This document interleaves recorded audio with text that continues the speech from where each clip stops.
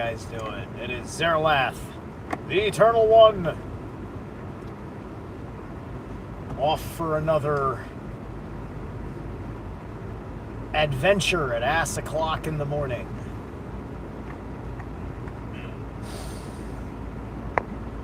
Wasn't sure what I wanted to do when I hit go live. I just wanted to get there. Just wanted to get to the live stream.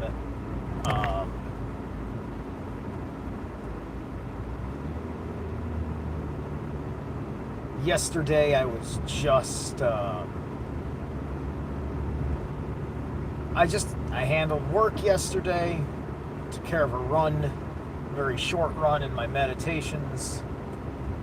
Then I had my buddy come over and we played some games for a little bit before I hunkered down for the night. So I used today as I call those unself-productive days. If I work that day, but then when I'm done with work, I end up accomplishing nothing. That happens once in a blue. It happens once in a blue because it's healthy, because friends and such, because they're a valuable commodity when your disposition is really effing hermetic. When you really have,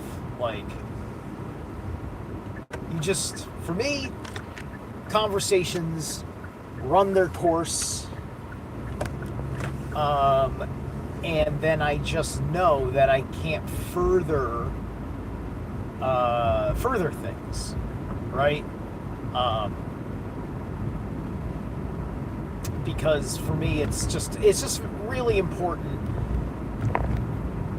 I'm telling you this because I'm getting a little bit of an idea of what I'm talking about, right? Because I think too many people, they struggle to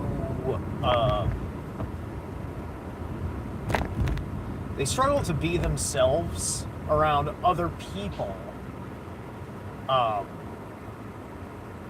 And some people struggle being themselves around other people because they don't know themselves, and the approval of other people is their only existential metric,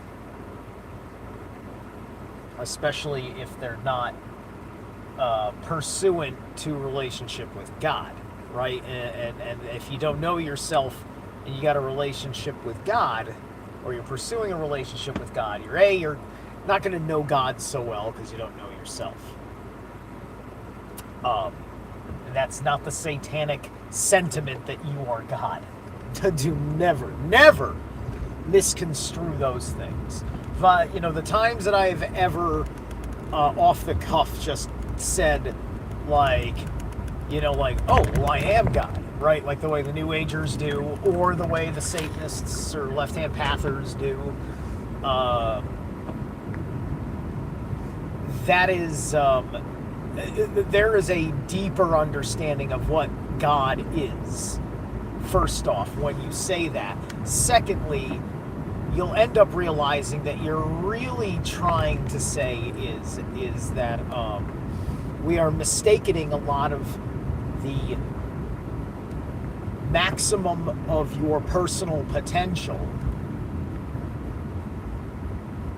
with that of things that you typically were on spiritual welfare for God. And when you have that relationship, when you've transcended that relationship where you love God and need nothing from Him, including salvation, that's when you start to actually have a relationship with the higher force, and you start transcending God in the Jehovic implication of it, or even some of these other implications, right? It's just like, I'm not talking about Brahma or the Brahmin, although the higher force and the Brahmin are effectively the same thing, but I don't like saying the Brahmin unless I feel like, making the disclaimer that I am trying to get to something that is pre-Vedic,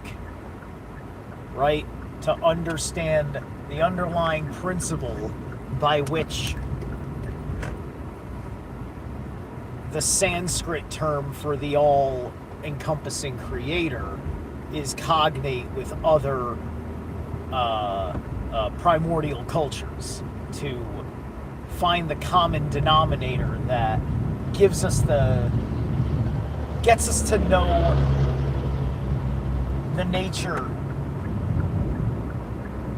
of that aspect of ourselves, right? Because knowing the higher force is trying to wrap your head around the rest of your divine consciousness collective, if you will, right? The whole of humanity, and you're trying to wrap your head around that while looking at all the evil in the world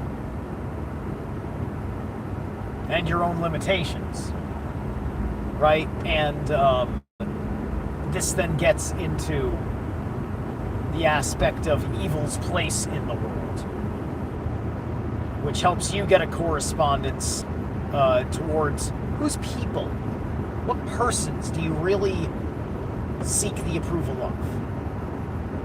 All of this is a goal towards. This is all about getting towards your ability to be comfortable in your own skin around other people, right? And you know, and a great deal of people will probably tell you, and I'm going to tell you, it's partially about, you know, be conscious that you may be cringing somewhere, but if it feels right to you in the moment and you're not doing anything wrong, no transgressions, then do it. Do it and say it.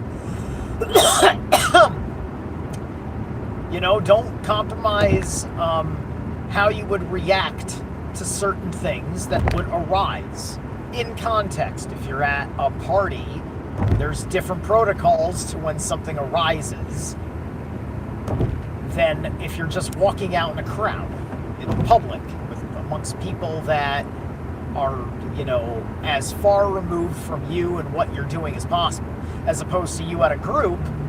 You know, it's just like, well, you and the group have the common bond of you're in the group too, which kind of gives you an idea of the existential versus the actual manifest.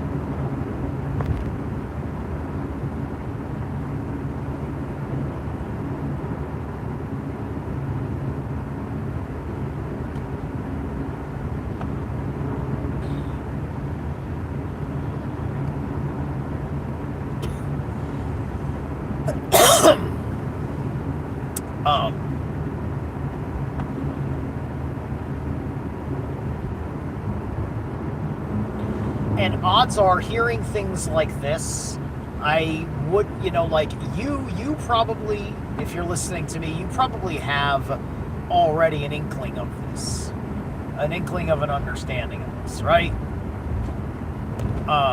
So you don't need to take that much, but I may be articulating something that you can look at from your vantage point and see like, oh, no, that makes sense. I could tell that to these people and then they can help themselves the way I'm helping myself, that Steve helped me understand how I was helping myself because I didn't even realize it because I couldn't articulate it into words. That's why you tune into me, because somehow I find out how you articulate a thing into a word because of my struggle with you know, seeing things, right? You know, like I talk about this more so in the past as you know, I don't necessarily talk about my personal astrology in example things much anymore, but I'm going to now, right? It's just like in my astrology chart, I'm thoughts beyond words. It's a calculation understood in the way my Vedic chart, the sidereal read, pans out. So there's thoughts beyond words in my chart, has a lot to do with my moon placement. which is Fucus. It's in galactic center. So, so with this this thoughts beyond words, and it's also the fact that it's in the third house. So so that's ruled by Mercury, the third house. It's Gemini's house theoretically, right? So anyway, that's why it's thoughts beyond words. So like like when I explain this to people, I say like I think that this is like in Norse parlance, this is Odin's eye in the well of Mimir. Or perhaps it's Heimdall's ear. I think that we need more awareness that Heimdall also has a shared sacrifice amongst the gods. We have a one-eyed god, a one-handed god, and a one-eared god. Do we have a one-footed god as well? A peg-legged god? Would that be, is Njord supposed to be peg-legged? Is there a missing story where Njord sacrificed his leg? In fact, I would say he probably should have a story like that, where he sacrificed his leg. Maybe have it replaced with like a tentacle or something. I don't know. The point is that why do we say he's got his sea legs, right? It's because you become accustomed to the motion of the ocean, right? The waves and everything else that rocks the boat that makes other people nauseous, called seasickness, motion sickness. You don't have that, right? It's a certain mind condition to the exposure of being consistently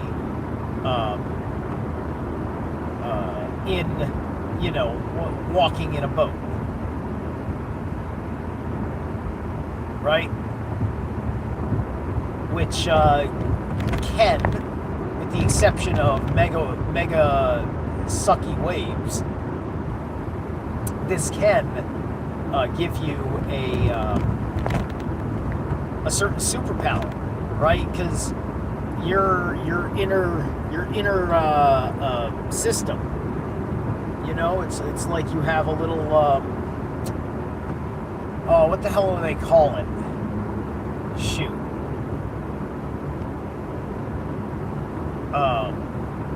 Geo-syncing or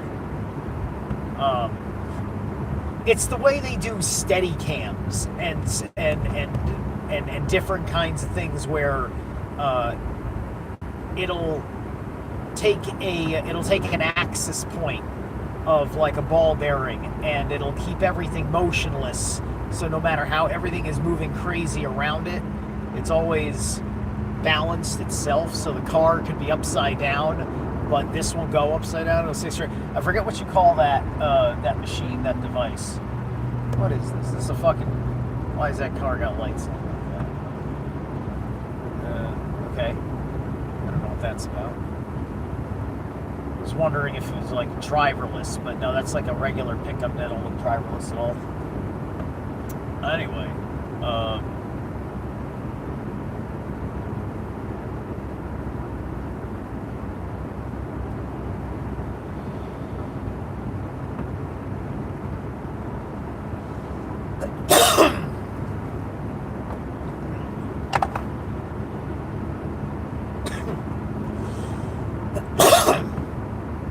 so some people, they only want to be themselves around other people that understand them. And you start from somewhere like that, right? Like, in some aspects of my psyche, only other metalheads understand me because of the level of aggression, the exploration of the dark side, my knowledgeability of what's in that dark side. Some of it, only other fucking metalheads and goths and stuff like that are comfortable with the conversation, right? Because even if, like, say you like I've met a lot of fucking Christians and Catholics into fucking black metal and shit like that, people that love and fear God, and but in accordance to their church. This is why we have different churches, right? This is why you have different denominations. When I was a kid, you want to understand a multiverse of madness. Imagine being like a 12-year-old Catholic kid. You discover the Pentecostal church, and you're disenfranchised by Catholicism, especially because you don't understand, appreciate, or like the way that you're being treated in your Catholic family, in exploration of values and things like that, and you're certainly not doing anything that is in any way, shape, or form perceivably sin, other than it's magical in nature or something like that. By magical in nature, I mean oh, look at me, I'm nerding, I'm playing Dungeons and Dragons and things like that. And so there's a lot of cognitive dissonance, especially because some of that stuff was a lot like the video games I was playing, the cartoons I was watching, and I was just like, well, this stuff seems perfectly fine. I don't see a harm. I'm not interested in doing harm. I never was a harmful person, despite me being interested in harmful things. Mostly that fascination with the bad guy, where it's like, wow, that bad guy's awesome. I mean, he's the bad guy. He's got to go. Somebody's got to kick his ass. But I mean, I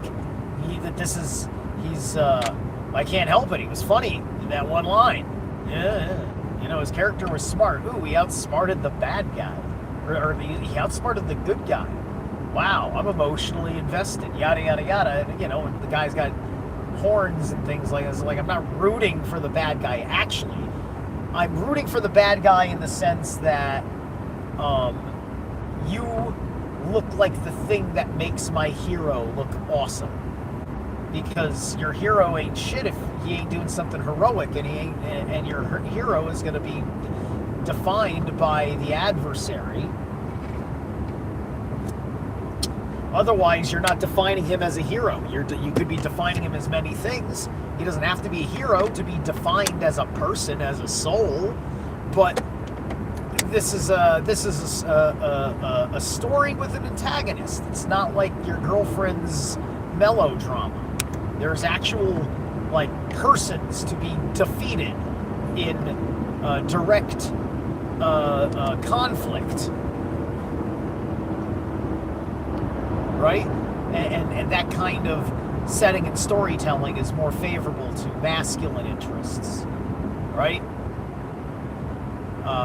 The reason why there are amazing, universally loved by men, women, and all sorts of walks of life, like the Princess Bride, is because it is a perfect blend of both. You had awesome male characters, different types of male characters that were inspirational figures for men. You got Andre the Gentle Giant. You've got the two swashbucklers, one a man of mystery, one a man of savoir-faire. Look at me busting out big words like savoir-faire. That's right, I'm part French. I can fucking pronounce those words. Fuck you. I was listening to a language I didn't understand my entire childhood life. That's why, I can pronounce any French word I've never heard of. Pretty much. Because I understand the French accent living with my grandmother for forever.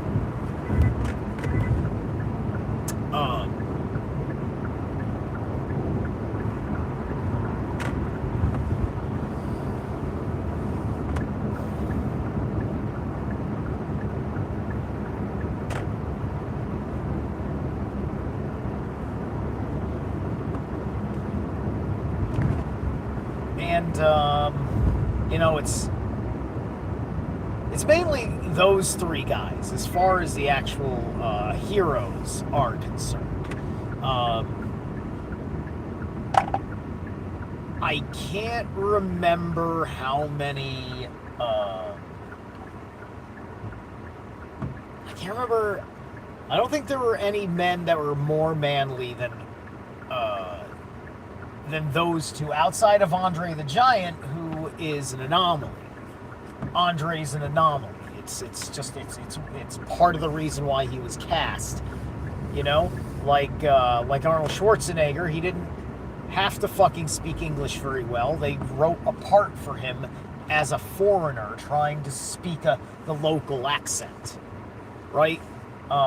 Which is perfect for supporting role characters such as he was. But although, you know, you didn't have anybody more masculine Carrie Elways,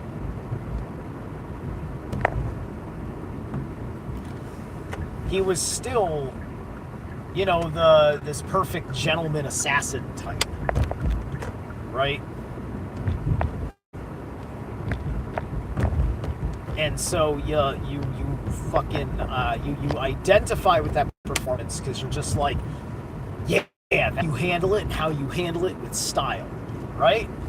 And like guys primordially feel it with all those characters, right? You know, so it's wrapped up in circumstances in this love story, which is definitely a chick flick. But then the manner in which the action is about, the nature of the comedy, it works for fucking everybody. It's pretty much a family film. I mean, it is told from the narrative point of view of the Wonder Years with fucking Savage, Fred Savage, I think was the Wonder Years kid's name.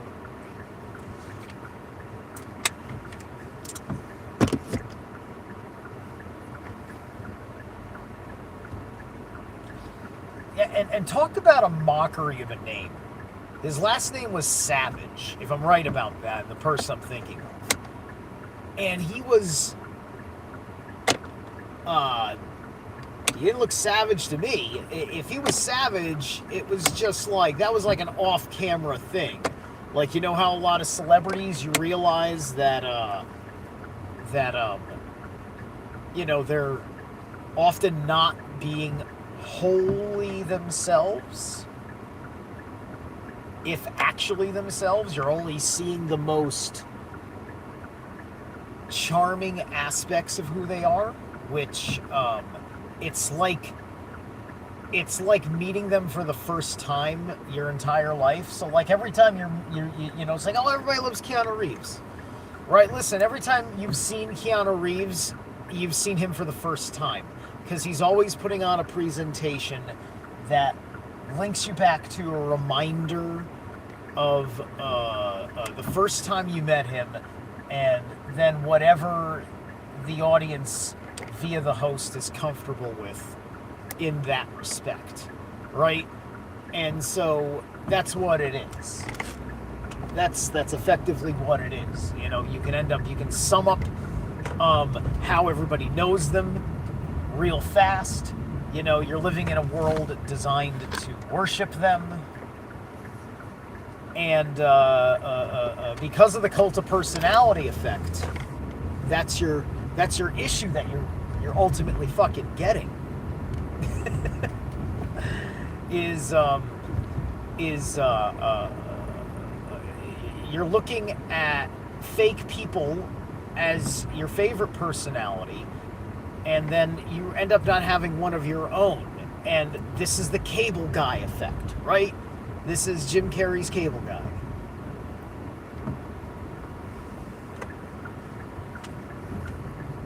We all know how that works. Jim Carrey, his character makes so much sense, and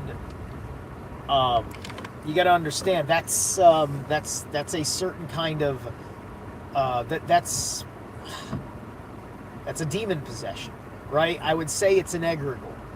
It's the egregore of you. If this thing just switched to the, hold on a second.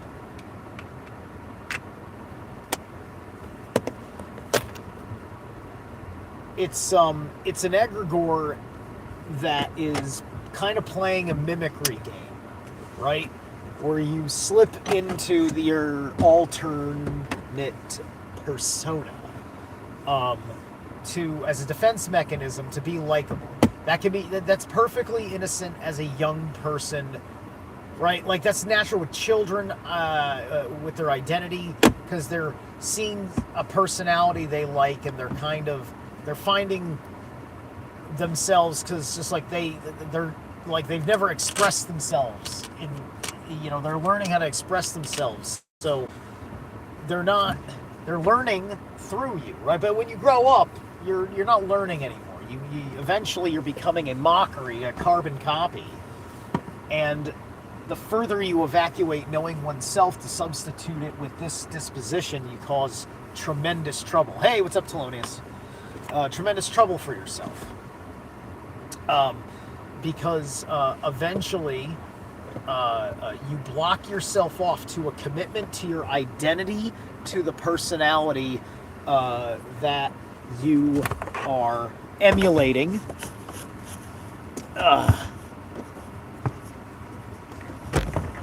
Yeah. Because you're afraid that you're going to be uninteresting, perhaps unlikable, right? Because you'll feel like people won't believe your authentic side because you haven't developed yourself internally yet.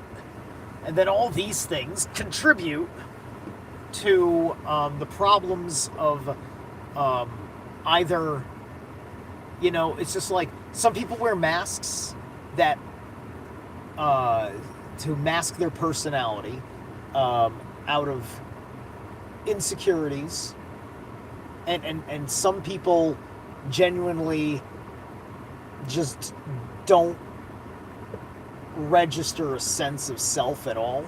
I mean, for them, it's just like their sense of self is going to come in an automatic manner, right? And those are the people that choose to be unextraordinary.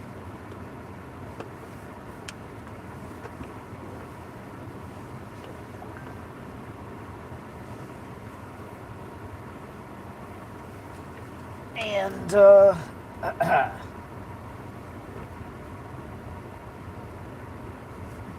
big examples can often be bad examples, because not everybody wants the same things, right? So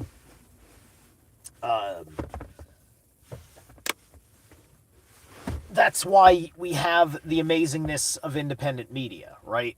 Because there's those of us like me who want to have nothing to do with the biggest of things in the world. Why? Not because I don't want the biggest things in the world. It's just that the biggest things in the world are an enemy of my values, and is thus a kind of a personal threat, right?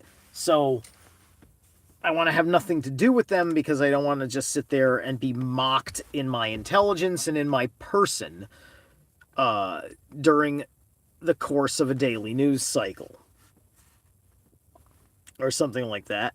So you find a small guy who is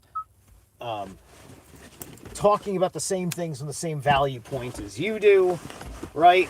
And you find something much more useful for yourself at looking at people that are on a level that is much more like the level you're looking for. If you don't have the soul to be like me, where I'm like reaching out like I must be known by more people, right? If you ain't got that, don't worry about that, right? You need to be the rock star of your fucking family, or you just need to be the known guy that everybody just wants to give a hug, and you're a super, because you're always making people smile, but you're also super helpful and useful and all those beautiful things that come together. I got to get into work. I'm theoretically late. I'll catch you guys later.